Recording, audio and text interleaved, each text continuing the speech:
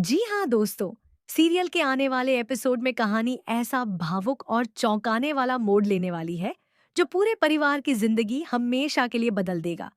वर्षों से दफन वह सच आखिरकार सामने आ जाएगा जिसने रूही, नहार और पूरे परिवार को 5 साल तक दर्द, बिछड़ने और गलतफहमियों की आग में जलाए रखा। इस बार न केवल दादी का सबसे बड़ा राज खुलेगा, बल्कि उन्हें अपने किए हुए हर अपराध का हिसाब भी देना पड़ेगा। एपिसोड की शुरुआत होती है जब रूही पूरे साहस के साथ दादी के सामने खड़ी होकर उनसे जवाब मांगती है। उसकी आंखों में आंसू होते हैं, लेकिन इस बार उसकी आवाज में डर नहीं, बल्कि इंसाफ पाने की ताकत होती है। वह दादी से पूछती है कि आखिर उन्होंने 5 साल पहले पूरे परिवार से यह झूठ क्यों बोला कि वह और उसका बच्चा अब इस दुनिया में नहीं रहे। आखिर क्यों उसे उसके पति, उसके बच्चे और उसके अपने परिवार से दूर रखा गया। आखिर उसकी ऐसी कौन सी गलती थी जिसकी इतनी बड़ी सजा दी गई।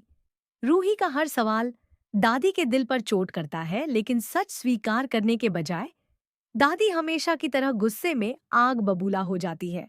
वह रूही पर झूठे आरोप लगाने का इल्जाम लगाती है और गुस्से में अपना हाथ उठाकर उसे थप्पड़ मारने की कोशिश करती है। लेकिन इस बार हालात बदल चुके होते हैं। पहले की तरह चुपचाप अपमान सहने वाली रूही अब कमजोर नहीं रही। जैसे ही दादी का हाथ उसकी ओर बढ़ता है, वह मजबूती से उनका हाथ पकड़ लेती है और साफ शब्दों में कहती है कि अब वह न तो डरेगी और न ही किसी झूठ के आगे सिर झुकाएगी। उसी समय पीछे से तालियों की आवाज सुनाई देती है। सभी लोग मुड़कर देखते हैं तो वहां नहार खड़ा होता है। उसके चेहरे पर दर्द, गुस्सा और निराशा साफ दिखाई दे रही होती है। वह दादी से कहता है कि उनका खेल अब खत्म हो चुका है। इतने वर्षों तक उन्होंने पूरे परिवार को धोखे में रखा, लेकिन अब हर सच सामने आ चुका है। अब न कोई झूठ बचेगा और न ही कोई बहाना। नहार अपने हाथ में एक पुरानी फाइल लेकर आता है।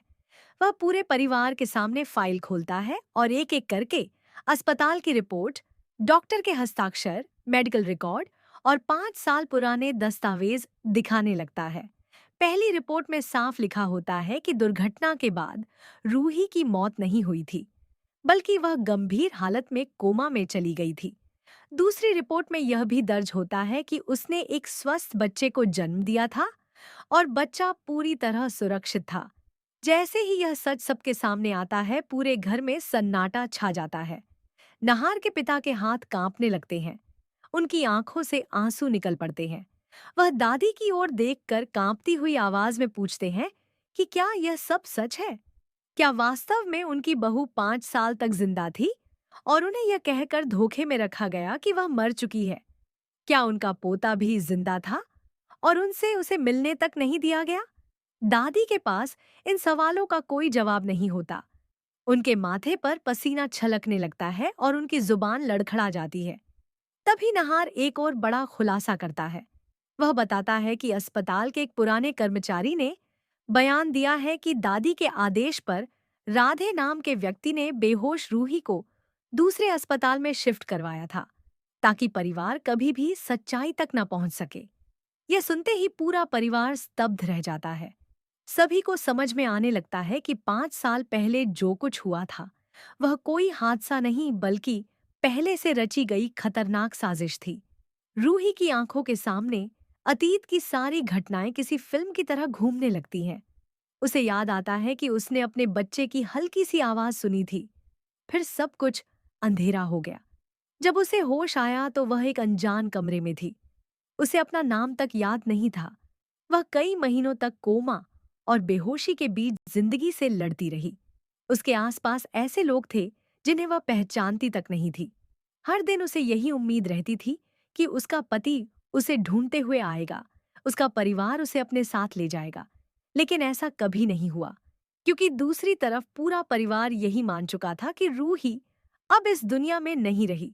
दादी ने इतना बड़ा झूठ इतनी मजबूती से बोला था कि किसी ने अस्पताल जाकर सच्चाई जानने की भी कोशिश नहीं की। समय बीतता गया और रूही का दर्द उसकी किस्मत बन गया। जब उसकी याददाश्त धीरे धीरे लौटने लगी तो उसे सबसे ज्यादा अपने बच्चे की याद सताने लगी। वह हर दिन भगवान से यही प्रार्थना करती थी कि काश उसका बच्चा जिंदा हो, लेकिन उसे यही विश्वास दिलाया गया कि उसका बच्चा जन्म के समय ही मर गया था। आज जब नहार उसके सामने असली मेडिकल रिपोर्ट रखता है और बताता है कि उनका बेटा जिंदा है, तो रूही खुद को संभाल नहीं पाती। उसकी आंखों से खुशी और दर्द के आंसू